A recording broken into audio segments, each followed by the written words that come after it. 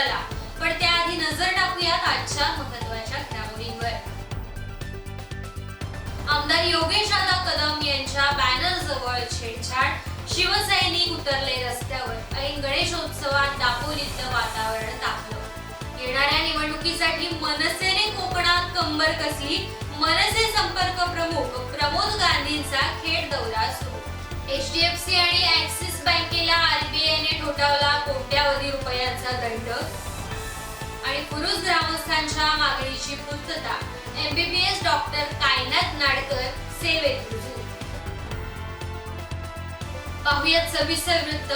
ऐन गणेशोत्सवात दापोलीत वातावरण तापलंय। आमदार योगेश दादा कदम यांचे गणेशोत्सवाच्या शुभेच्छा देणारे बॅनर फाडून योगेश दादा कदम आणि त्यांच्या पत्नी श्रेयाताई योगेश दादा कदम यांच्या फोटोवरती छेडछाड केल्याचा प्रकार घडलाय। दापोली खेड या भागात टाळसुरे परिसरात हा प्रकार घडलाय। त्यामुळे संतप्त झालेल्या शिवसैनिकांनी राज्यमार्गावरती रास्ता रोको करत पोलिसांकडे कारवाईची मागणी केली। शिवसैनिकांनी रस्त्यावर उतरून रास्ता रोको करत बॅनर जवळ छेडछाड करणाऱ्या विरोधात तात्काळ कारवाई करण्याची मागणी जोर धरून ठेवली। पोलिसांनी खबरदारीचा उपाय म्हणून हा बॅनर तिथून हटवला। आमदार योगेश दादा कदम यांचे गणेशोत्सवाच्या शुभेच्छा देणाऱ्या बॅनरवरील त्यांच्या पत्नी श्रेया योगेश दादा कदम यांच्या फोटोची विटंबना करण्यात आल्याच्या निषेधार्थ दापोली खेड रस्त्यावर टाळसुरे वाकड येथे शिवसेना नेते निलेश शेठ यांच्या नेतृत्वाखाली रास्ता रोको करण्यात आलं। अज्ञाताने शुभेच्छा बॅनर फाडून विटंबना केल्याचं लक्षात आल्यानंतर त्या विकृत आरोपीला अटक करण्याच्या मागणीसाठी टाळसुरे येथे रास्ता रोको करण्यात आलं। यामुळे वाहतुकीचा काही काळ खोळंबा झाला होता। पोलिसांनी आरोपीला लवकरात लवकर अटक करण्यात येणार असल्याचं आश्वासन दिल्यानंतर हे आंदोलन मागे घेण्यात आलं। यानंतर दापोलीतील कार्यकर्त्यांसह दापोली पोलीस स्थानकात याबाबत निवेदन सादर करण्यात आलं। गौरी विसर्जनानंतर तालुकाभर या कृत्याच्या निषेधार्थ तीव्र आंदोलन छेडण्यात येणार असल्याची माहिती देखील यावेळी निलेश शेठ यांनी दिली आहे।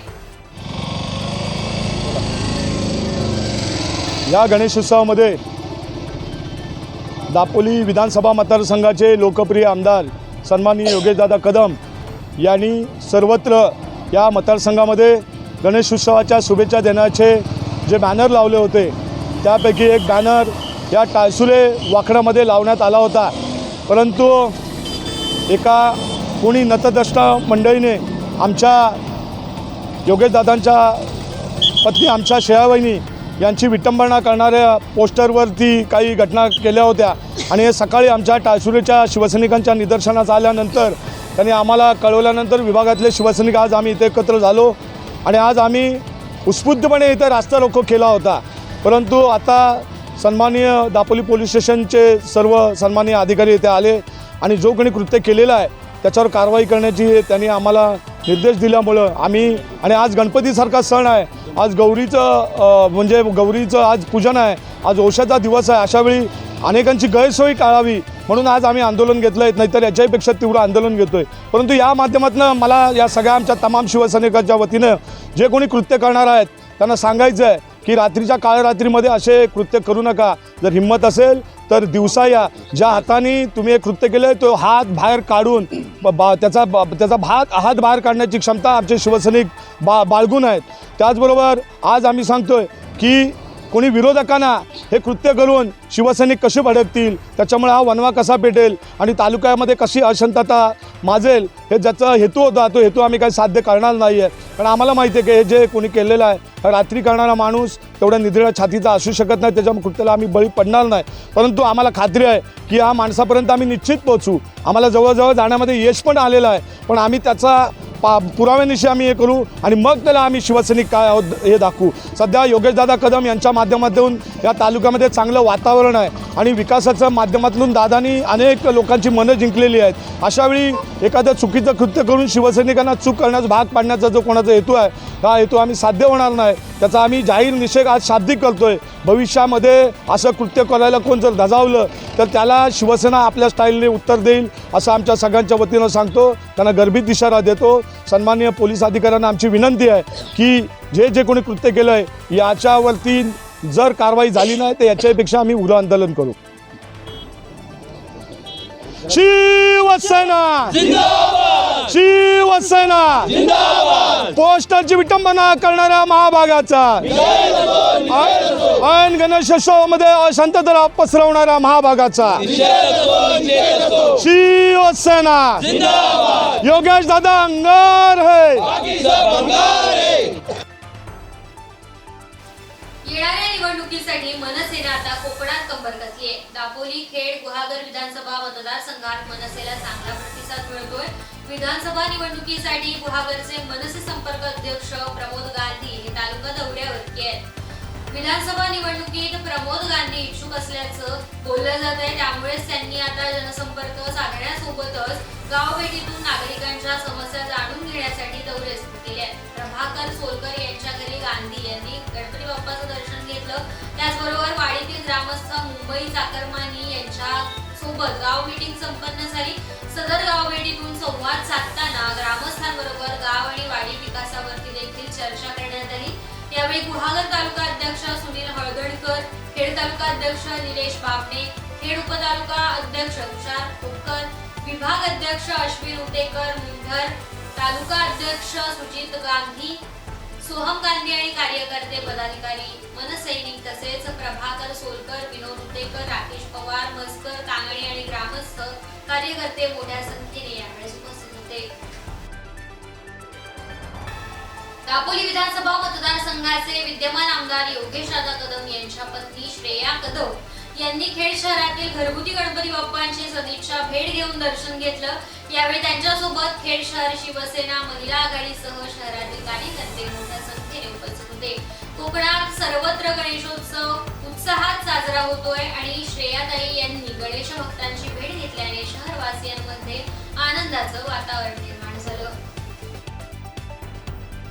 रत्नागिरी शहरातील पर्याचा आळी येथे चालत्या दुचाकीवरती महावितरणचा पोल पडून जयगड येथील दोघं गंभीर जखमी झाले. ही घटना मंगळवारी रात्री घडली. भाग्यश्री पावरी वय वर्ष 18, अजय शिंदे वय वर्ष 28 दोन्ही राहणार जयगड रत्नागिरी अशी जखमी झालेल्या दोघांची नावं आहेत. मंगळवारी रात्री अजय शिंदे आपल्या ताब्यातील दुचाकीवरून भाग्यश्री पावरी हिला पाठीमागे बसवून पर्याची आळी येथून जात होता. त्याच सुमारास येथे गंजलेला पोल त्यांच्या चालत्या दुचाकीवरती पडून हा अपघात झाला. यामध्ये दोन्ही जण गंभीररित्या जखमी झाले. या दोन्ही जखमींवरती आता शासकीय रुग्णालयामध्ये उपचार सुरू आहेत. दरम्यान हा पोल पडल्यामुळे शहरातील काही भागातला वीज पुरवठा देखील काही काळ खंडित झाला होता. महावितरणच्या कर्मचाऱ्यांनी पडलेला पोल बाजूला करत 1 तासानंतर हा वीज पुरवठा पूर्ववत करण्यात आला.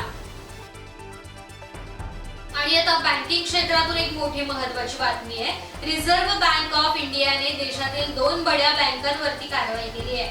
आरबीआयने खासगी क्षेत्रातील एचडीएफसी बँक, ॲक्सिस बँकेला नियमांचे पालन न केल्याबद्दल कोट्यवधी रुपयांचा दंड ठोठावलाय. याबाबतचे प्रसिद्धी पत्रक देखील जारी करण्यात आलंय. एचडीएफसी बँक ही देशातील खासगी क्षेत्रातील सर्वात मोठी बँक आहे, तर दुसरी बँक म्हणजे ॲक्सिस बँक. मध्यवर्ती बँकेने ठरवून दिलेल्या नियमांचं पालन करण्यात हलगर्जीपणा केल्याबद्दल रिझर्व्ह बँकेने या दोन्ही बँकांवरती ही कारवाई केली आहे. अशा परिस्थितीत जर तुमचेही या बँकेमध्ये खातं असेल तर ही बातमी तुमच्यासाठी महत्त्वाची आहे. आरबीआयने एक प्रसिद्धी पत्रक करून जारी केलंय आणि या संदर्भात माहिती दिली आहे. रिझर्व्ह बँकेने खासगी क्षेत्रातील ॲक्सिस बँकेवरती सर्वाधिक दंड ठोठावलाय, जो 1.91 कोटी रुपये एवढा आहे. बँकिंग रेग्युलेशन ऍक्ट 1949 BR ऍक्टच्या कलम 19(1)A च्या नियमांचे उल्लंघन केल्यामुळे हा दंड ठोठावण्यात आला असल्याचं त्यात म्हटलंय. शिवाय ठेवीदारांवरील व्याजदर, केवायसी सह कृषी कर्जाशी संबंधित काही सूचनांचं पालन न केल्यामुळे ॲक्सिस बँकेला मोठा दंड ठोठावण्यात आलाय. रिझर्व्ह बँकेने एचडीएफसी बँकेला 1 कोटी रुपयांचा दंड ठोठावलाय. प्रसिद्धी पत्रकात असं सांगण्यात आलंय की एचडीएफसी बँकेवरती ठेवीवरील व्याजदर, बँकेशी संबंधित वसुली, एजंट आणि बँक ग्राहक सेवेसाठी निर्धारित मार्गदर्शक तत्वांचे पालन न केल्याबद्दल दंड आकारण्याची कारवाई करण्यात आली आहे. तर बॉलिवूड अभिनेत्री मलायका अरोराचे वडील अनिल अरोरा यांचं निधन झालंय. मलायकाचे वडील अनिल अरोरा यांनी आज सकाळी आत्महत्या केली आहे.